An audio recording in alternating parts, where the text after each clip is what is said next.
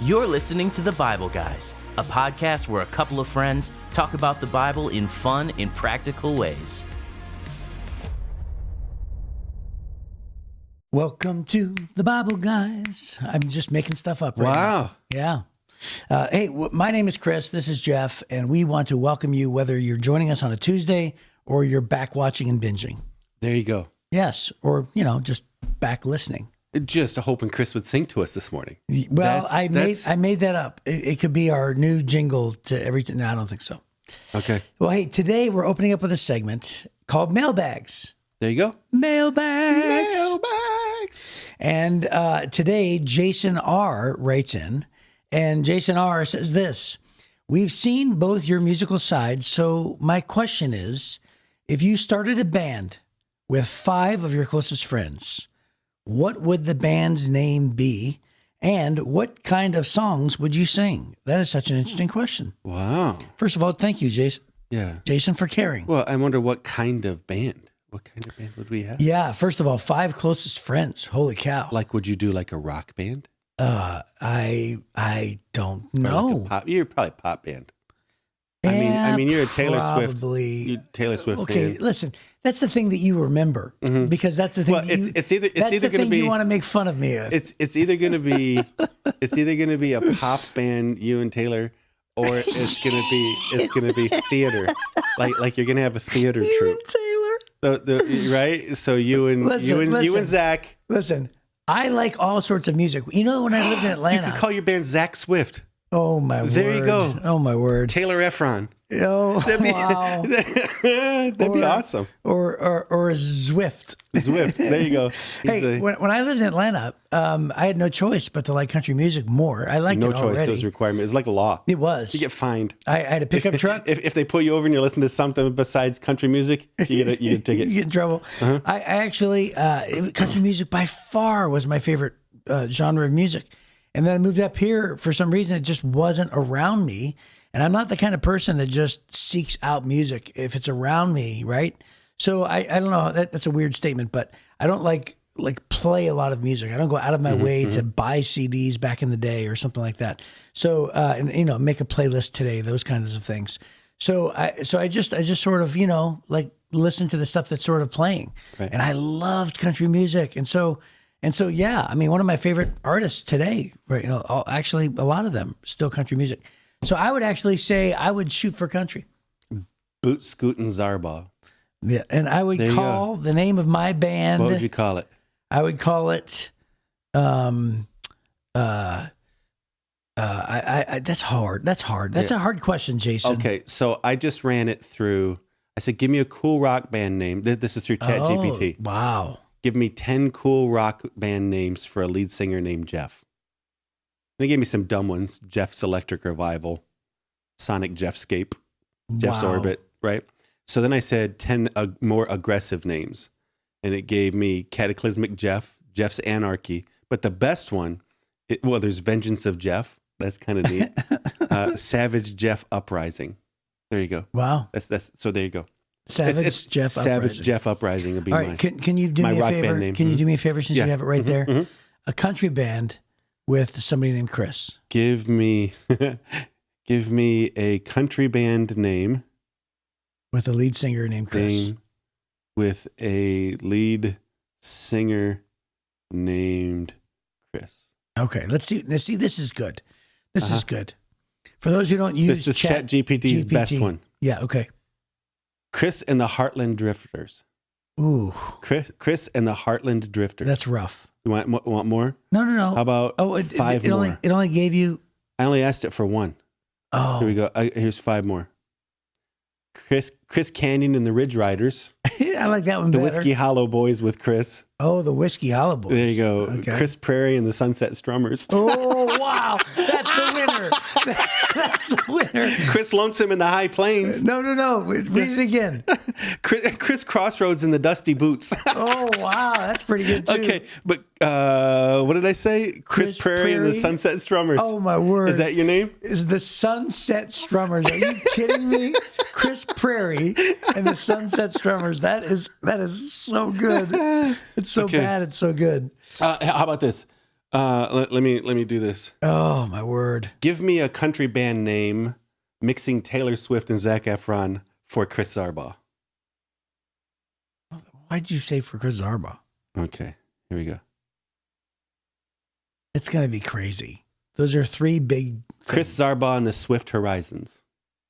Where's Zach in there? I don't know. Poor Zach was left out. Well, nobody likes Zac Efron except you. Well, Chat GPT doesn't have a choice. It has to follow your instructions. Where's Zac Efron? Are you kidding me? My apologies for missing that detail. For a country band name that combines elements of Taylor Swift and Zac Efron for Chris Zarbaugh, how about Chris Zarbaugh on the Swift Shorelines? It still didn't do it. See, it's just on purpose leaving out, hey, you should contact Zac Efron and let him know that ChatGPT's on purpose ignoring him. I think actually he listens.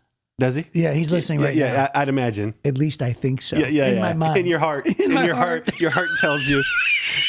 Your heart tells you. He's listening. Okay.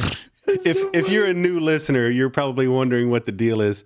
Very long time ago, we had a different podcast called HC Daily. Yes. And in it, I asked Chris, in the inevitable movie that's made of your life, who would you have play Chris Zarbaugh? I chose Zac Efron. And he chose Zac Efron. I've gotten grief ever since. Ever since then, I haven't been able to let it go. At least every 6 weeks, I bring this back up. And it's the same thing with the Taylor Swift thing. I just admitted that I liked Taylor Swift. That's that it. You're a Swiftie. Yeah, I said I enjoy Taylor Swift's music. Something. I remember it. Something like you're obsessed. She's with a Taylor national treasure. Okay. So, anyways, there you go. So, hey, so we're gonna vote for yours then. Your band name is better than my band name. There's no question that's my band name. Chris Prairie and the Sunset Strummers. There's no question. There's no question. It's so good. Okay. It'll forever be my band name. It's so good. Okay, that's fantastic. This is one of my favorite segments ever. Well, we sort of you sort of saved it, right? Because I couldn't come up with anything, and then you pulled out ChatGPT. ChatGPT makes everything better. Yes, that's it makes right. everything better. That's so funny. All right, so we're actually entering in. How about this segue? We're gonna segue to murder. Well, before that, sex first. Sex. Oh yeah. Well, I mean, they have to have. So this kids. is a PG-13 lesson. Yep. Today. That's right. Yeah. Or PG-13. I would say. Well, yeah, I guess whatever. Mm-hmm. That's a parent's discretion. Yes. What age shall we have the talk? Because chances are, if you wait till 13, they already know. I know, but when you say PG-13, everybody goes, "Oh, I know what you're talking about." That's true. Yeah. That's if true. you say 8, they think you're going to be talking about, arguing with your mom and dad. There's a big difference between that and right. Okay. Anyways, here we are. We are in Genesis chapter 4, and we're going to read 1 through 16. It says, "Now Adam had sexual relations with his wife Eve." Whoop, there it is. And she became pregnant. And when she gave birth to Cain, she said, "With the Lord's help, I have produced a man." Later, she gave birth to his brother and named him Abel. When they grew up, Abel became a shepherd while Cain cultivated the ground. And when it was time for the harvest, Cain presented some of his crops as a gift to the Lord. Abel also brought a gift, the best of the firstborn lambs from his flock. And the Lord accepted Abel and his gift, but he did not accept Cain and his gift. And this made Cain very angry, and he looked dejected. "Why are you so angry?" the Lord asked Cain. "Why do you look so dejected? You will be accepted if you do what is right. But if you refuse to do what is right, then watch out. Sin is crouching at the door, eager to control you. But you must subdue it and be its master." One day, Cain suggested to his brother, "Let's go out into the fields." And while they were in the field, Cain attacked his brother Abel and killed him. Afterward, the Lord asked Cain, "Where's your brother? Where's Abel?"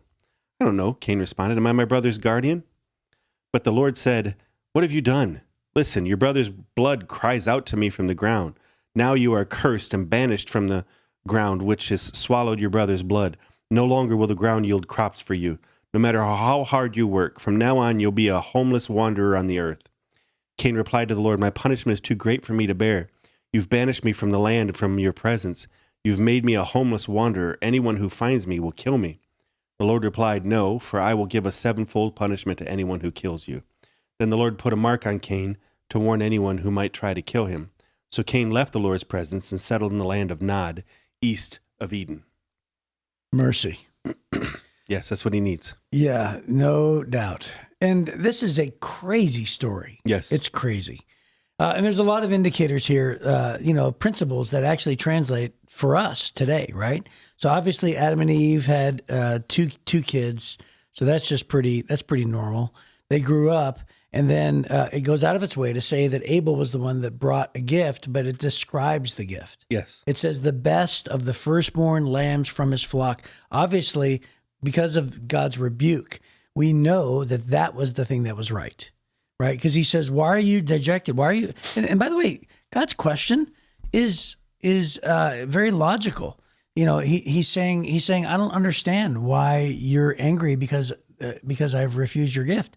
Right. Because I've said that if you do what is right, then everything will be good. But if you do what is wrong, then watch out. Sin's at the door. So, don't give in to sin. I mean, that's a very good answer. But again, they're brand new at this, right? Right. I can only imagine. But, here's another crazy thought. So Adam and Eve lived to be what, 900 something? Yes. Right? So back then, and that's a whole nother topic altogether. Yes. We won't get into that. Well, we'll get to it eventually. Yeah, we'll get to it eventually. Yeah. But so then the question is this: how old does Cain and Abel actually have to be in order to be grown adults to perform these kind of things? Yeah. So and we think in our minds, 30 years. But who knows how long it could have been? Could have been hundreds of years, right? So we don't know. But it says they grew up, and then and then this happened. So either way, in my mind, I'm thinking Cain should know better. Cain's been around the garden. This isn't the first sacrifice that they've had. It didn't say it was the very first. It just says when it came time for the harvest, which indicates seasons, right? So anyway, it's just pretty crazy how Cain was so angry when God's rules were so clear to me. Yeah. I often wonder if there's something missing in the story. Mm-hmm. It's not like God's just arbitrary and goes, I like you, I don't like you. I just don't believe that that's what happened. I think that there's an disobedience thing, mm-hmm. or an intent issue here. Perhaps it was, Abel brought the very best, and it does say that, the best of the firstborn lambs, whereas it says that Cain presented some of his crops. Right. So there's a some of his crops idea. Oh, let me grab some pumpkins and some whatever. Hey, it's time for the offering. Let me just find grab this some stuff. Loose change in my pocket. Yeah. As opposed to intentionality. Right. He stopped off at CVS and bought some gift cards. Right. Right. Hey, did you go to the airport gift shop? Right.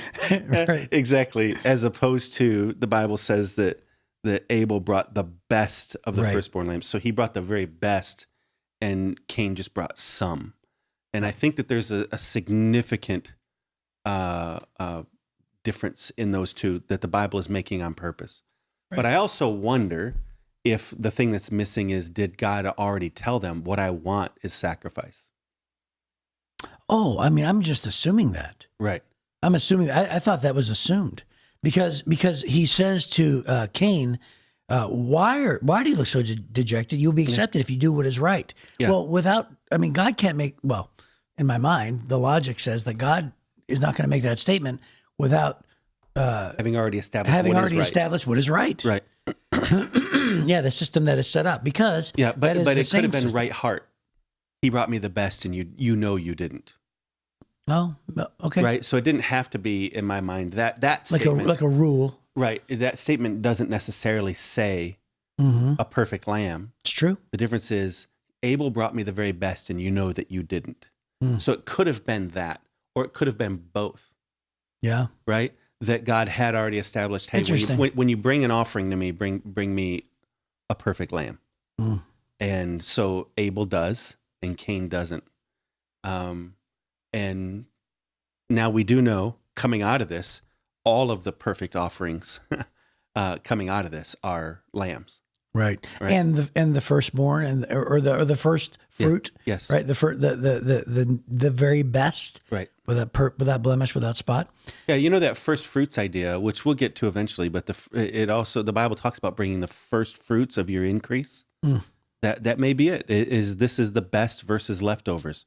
I think about that with regard to my wife and I were just talking recently about we've had some adjustments in our income, and so we need to readjust our tithes. And I had said, hey, we were trying to figure out which check did we bring it out of. We get paid twice a month. Which check do we tithe out of? And I said, it'll be a little bit more of a struggle for us to give our tithe off the first check rather than the second check in the month.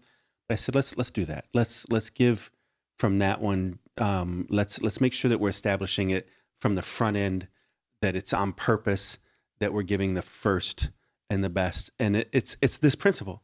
I always want to be thinking, am I giving the best or am I just giving the leftovers? A lot of people tip God, and God is not working for tips. Right. Yeah, right? for sure. He wants the very best. That's right. Of what we have. And so I think that every time we sit there thinking about an offering, every time we're thinking about what does God want me to do, God wants nothing short of our very best. And he deserves it because that's what he did for us. And then another thing that is not mentioned by word, but is the word jealousy here. Right? Oh my goodness. I mean, think about this idea. So there's no indication whatsoever that that Abel did anything wrong. Remember how like later on we're going to talk about Joseph and how his brothers wanted to murder him, but it also talks about his arrogance a little bit. It talks about, you can sort of see that he bragged, and you could almost read between the lines, and all these sorts of things. But in this case, there's a direct connect between Abel's offering, get this, him and God. Mm-hmm. It has nothing to do with Cain. Right. Nothing. Right. It has everything to do with Abel's righteousness, his relationship with his heavenly Father, and yet somebody's jealous of that. And so it's interesting how, it doesn't mention it. I wish it would have actually, but we obviously are reading between the lines, or actually it's there in the lines, that that Abel did nothing wrong, and yet Cain killed him for it. And it's because he coveted the relationship that Abel had with God because of his offering. Right. And so now, again, that connects to a lot of different things. There's a couple sermons in there. Cain's desire ultimately was acceptance from God.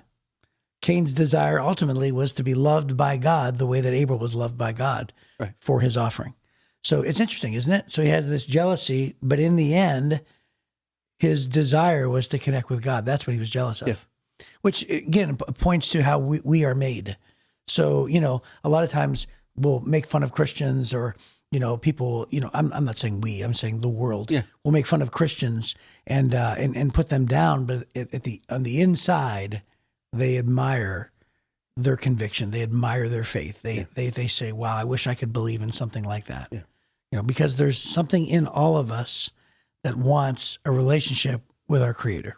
Yeah, and he may not even realize that was his primary motive. Right? But he was just overcome with jealousy. And it's interesting, God calls him to change, right? God does invite him to say, hey, listen, this isn't the end. You made a mistake. This isn't the end of the world here. Just go do the right thing. And, God always invites us, before we get in too deep, God always invites us just to go make things right. And if he'd made things right, I just was in a conversation with somebody here recently that needed a little bit of correction. And this guy is a good leader. He's a good man. But you never know when you come in. It was, in a situation where I'm a leader over him. And I thought this could go one of two ways. If he's a humble person, he's going to accept it. If he's a prideful person, this is going to expose it. And it could have just blown it up, come in. And this guy's reaction was almost flawless. Not quite, because we're all sinners. Right.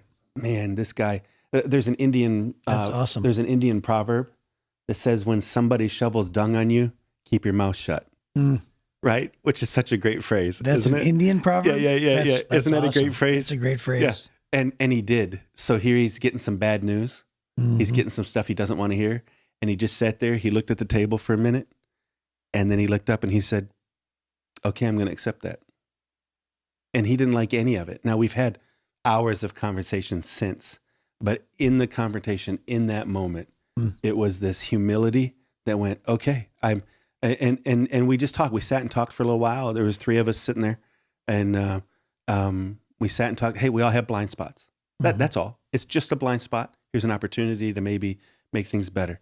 And he did. That's what God does with Cain. God says, hey, listen, there's a blind spot here. That's all. Why are you upset? Just go do the right thing. Mm-hmm. And instead, Cain let this jealousy turn into bitterness, and this bitterness turns into rage. And it's the first murder.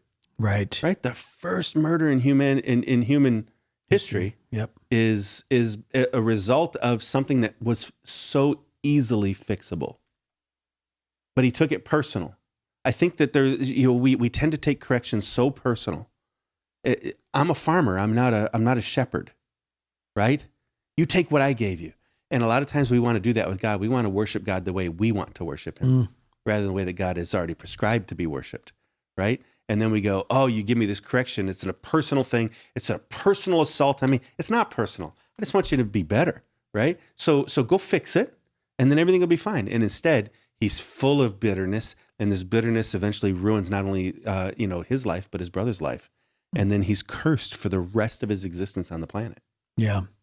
I'm reading this little note in the Life Application Study Bible that talks about Abel a little bit, and it says his strengths and accomplishments, and it lists 3 things, and it's definitely noteworthy. It says, number 1, he's mentioned in the Hall of Faith, or what is known as the Hall of Faith in Hebrews chapter 11.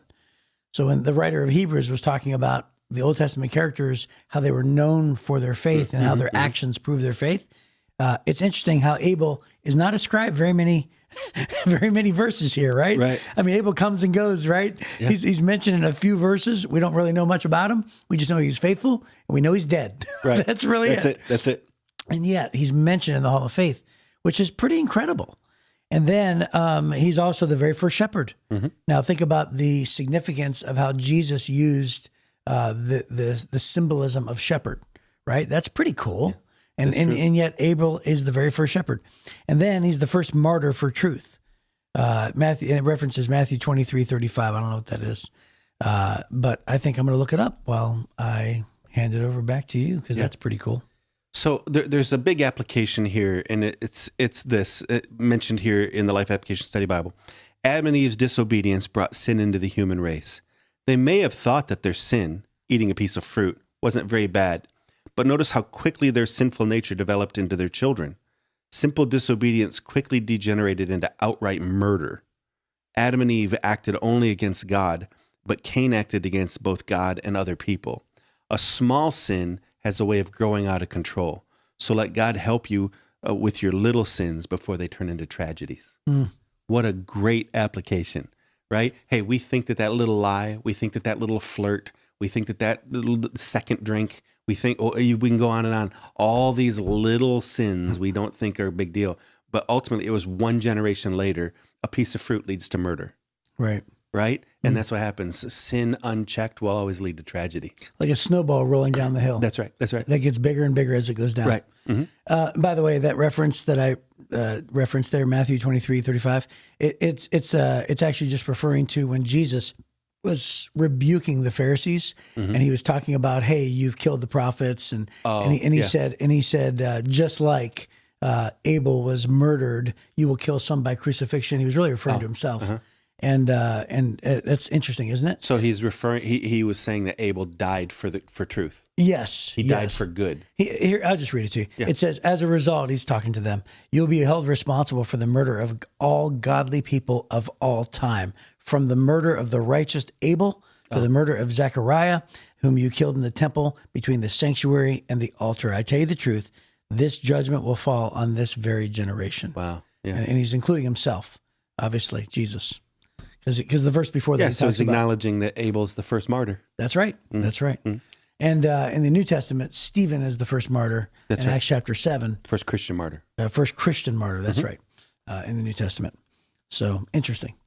So hey, that's a lot, and I'm sure that we did we cover everything? Oh yeah, we just hit the surface. Yeah, we really did, didn't we? Yeah. So hey, address those little things before they get out of control and turn into a tragedy. That's great. Yeah. Well, that's a good closing thought, and we will see you next time, hopefully, on the Bible Guys.